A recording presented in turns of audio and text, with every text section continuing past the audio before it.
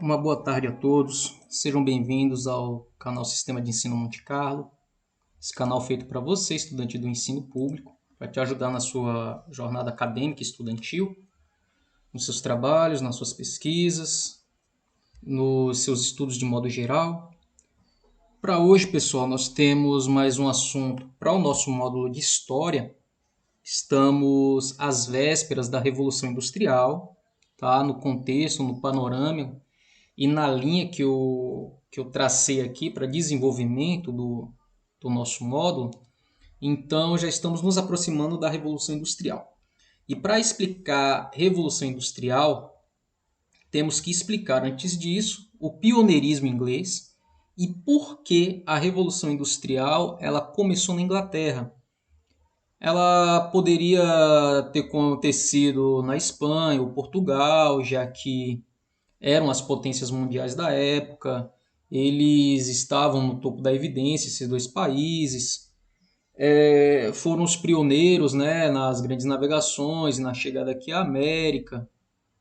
Primeiro Espanha, depois Portugal. Na sequência, os ingleses, por uma consequência, na verdade. Então, por que esse pioneirismo industrial ele ocorre na Inglaterra e não nesses dois países em questão? Vamos entender isso nessa aula, que na verdade eu dividi ela em duas partes, onde na primeira parte nós vamos ver uma linha do tempo, social, política, econômica e administrativa do reino inglês. E na segunda parte nós vamos ver o processo que levou até a Revolução Industrial propriamente dita. Tá certo? Então, vamos lá.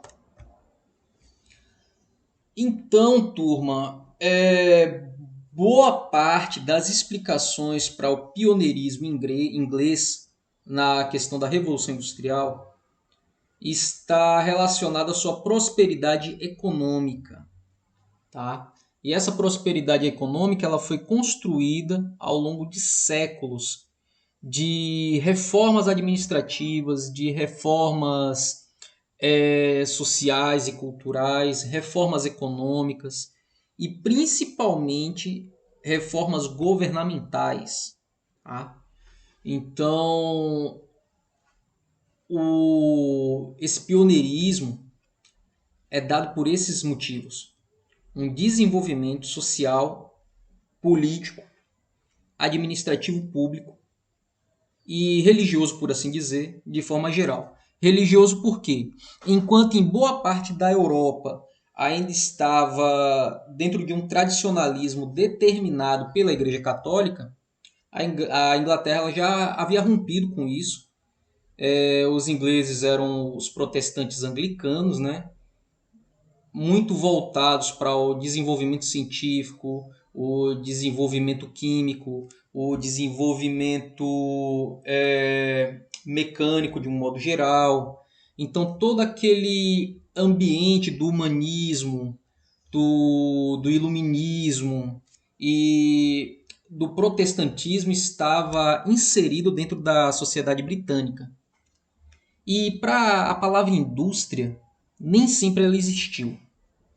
Ela surgiu para nomear a Revolução Industrial, que foi uma das maiores transformações socioeconômicas da história, e sem ela, sem a Revolução Industrial, nossa vida hoje, com certeza, ela seria diferente ou talvez ela nem existiria nos padrões atuais.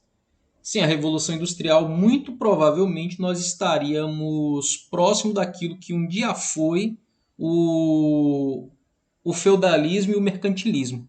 Tá?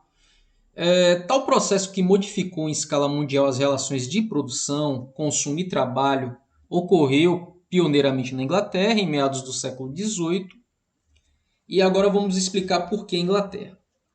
Entre os séculos XV e XVI, a Inglaterra passou por transformações econômicas, sociais e políticas que explicam o seu pioneirismo. Nos mares, houve a expansão do comércio e da indústria naval. Nos campos, ocorreu o aumento da criação de ovelhas, que garantia matéria-prima em quantidade, que no caso era a lã, necessária à nascente indústria têxtil. A produção de carvão se expandiu e forneceu o combustível necessário ao fundar saneamento das fábricas, sendo que os primeiros motores eles eram a vapor. E no plano político, a burguesia consolidou sua influência após as revoluções inglesas, as revoluções sociais que ocorreram na Inglaterra. Dentro desse contexto, você tem que encaixar também todo aquele processo da formação dos estados modernos e a participação da burguesia nas tomadas de decisões políticas.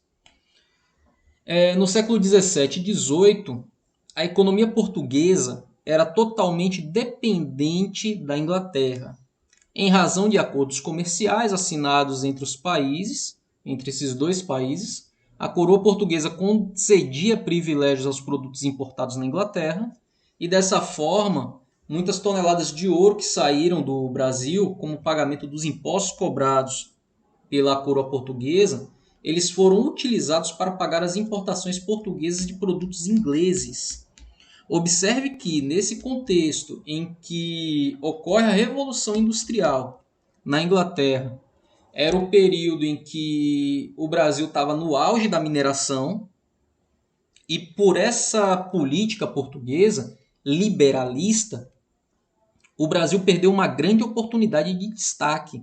O Brasil, que tinha recurso mineral suficiente para bancar uma industrialização interna, bastava ter pegado o gancho da produção açucareira para se investir, né, em todo esse conhecimento que havia se desenvolvido na Inglaterra e que a Inglaterra se apoderou dele. Se nós tivéssemos tido uma Portugal livre das amarras do catolicismo, se Portugal tivesse se libertado do tradicionalismo religioso que prendia toda a administração política e econômica da metrópole portuguesa, com certeza Portugal poderia também ter investido em industrialização e não só comprado produtos prontos, e teria dado oportunidade ao Brasil para se industrializar também. Então, uma grande oportunidade se deixou escapar nesse primeiro momento. E, historicamente falando, erros como esse se repetiram sempre. Então, essa tradição de liberalismo que o Brasil tem hoje é herdado dessa política portuguesa do século XVIII. É mais fácil comprar aquilo que está pronto e só fornecer matéria-prima do que se investir em tecnologia para a produção própria. E agora nós vamos entrar nessa linha do tempo que vai explicar todo esse processo de desenvolvimento social, político e econômico da Inglaterra, que vai ocorrer entre os séculos 16 e 17. Então, 16 e 17 é a prévia, a preparação para a Revolução Industrial. E isso vai ocorrer já no reinado de Henrique VIII, isso em 1509. Henrique VIII ele era da dinastia Tudor e ele inaugurou o período absolutista na Inglaterra. O período absolutista nesse contexto, é o momento em que a Inglaterra ela rompe com a Igreja Católica e ela forma o anglicanismo, que era mais um braço do protestantismo. Então esse foi o primeiro passo. Formar um governo absolutista e adotar o protestantismo anglicanista no seu modo de governar. Livre das tradições católicas. Elizabeth I, ela promoveu o crescimento agrícola e manufatureiro, expandiu a indústria naval e ampliou a atuação do comércio exterior. A industrialização ela só vai ser possível quando a manufatura, que é a produção manual, a produção desempenhada pelos artesãos, ela chega no seu máximo de produção e aí começam a ocorrer investimentos externos para dinamizar esse modo de produção.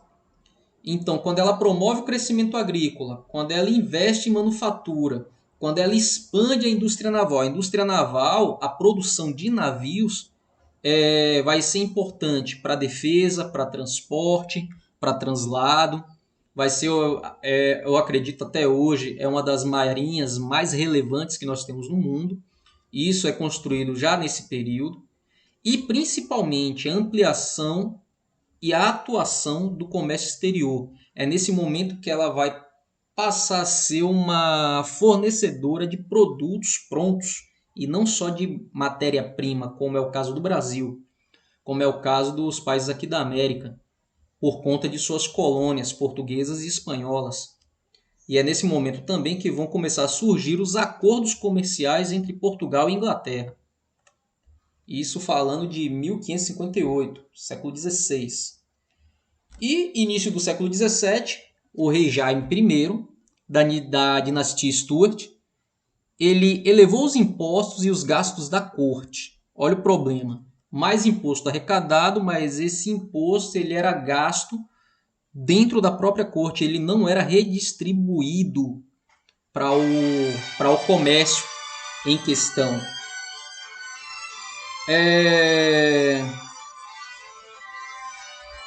Ele distribuiu privilégios religiosos aos anglicanos e enfrentou revoltas da burguesia comercial, que em geral eram puritanos e presbiterianos, mais duas classes de protestantes que investiam no comércio, que investiam nas transações comerciais, que investiam em mercantilismo e que, por eles bancarem essa carga elevada de impostos e esses impostos não serem retornados como serviços do governo para o povo, então os puritanos e presbiterianos, classe da burguesia, passa a ser oposição ao governo de Jaime I, que ele estava voltado unicamente para distribuir privilégios religiosos aos anglicanos.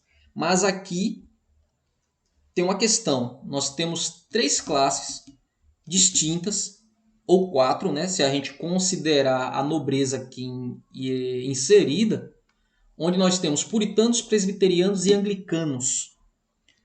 Anglicanos também é uma classe protestante, só que era uma classe protestante associada e financiada diretamente pelo governo monárquico. E puritanos e presbiterianos estavam fora desses acordos. Então, por isso, eles vão se rebelar contra o governo de Jaime. Carlos I, ele restabeleceu a cobrança de impostos navais e ampliou o poder dos anglicanos. Então, ele vai seguir a mesma linha de governo de Jaime. E em 1649, as tropas do parlamento, lideradas por Cromwell, depuseram e decapitaram o monarca. E esse evento ficou conhecido como Revolta Puritana. Então é o momento em que, de fato, a burguesia, os puritanos, os presbiterianos, que compunham o parlamento nesse momento ainda era uma esfera de oposição ao governo, tinham lá suas relações, tinham lá seus diálogos, mas na maioria das vezes o poder monárquico ele sobressaía-se. Então essa revolução, essa revolta do parlamento contra a monarquia pode se entender como a queda do poder absolutista. E começa-se o período republicano na Inglaterra, com Cromwell. Oliver Cromwell impediu a ampliação do direito ao voto para todos os homens, claro, porque isso aí mantinha um parlamento unificado, sem a influência de pessoas externas, digo, pessoas que não eram protestantes, pessoas que não eram comerciantes, pessoas que não estavam envolvidos com o sistema econômico, pessoas que não eram da área do mercantilismo e que, por fim, não entendiam de administração pública. E a República de Cromwell, os seus membros, né, estimularam o comércio por meio dos atos de navegação. Olha a data em que esse ato de navegação ele é instituído, 1651. Isso aí é o topo da evidência das explorações coloniais.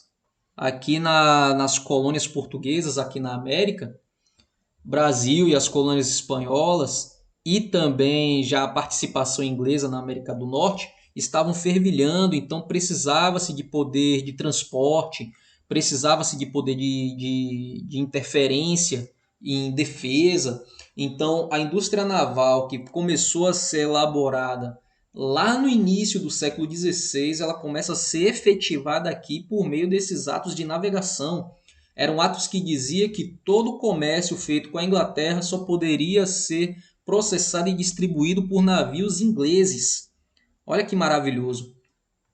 Portugal não tinha poder naval, Espanha não tinha poder naval. Quem tinha poder naval e, consequentemente, poder de transporte era a Inglaterra. Então, esses dois países ficaram reféns à logística britânica.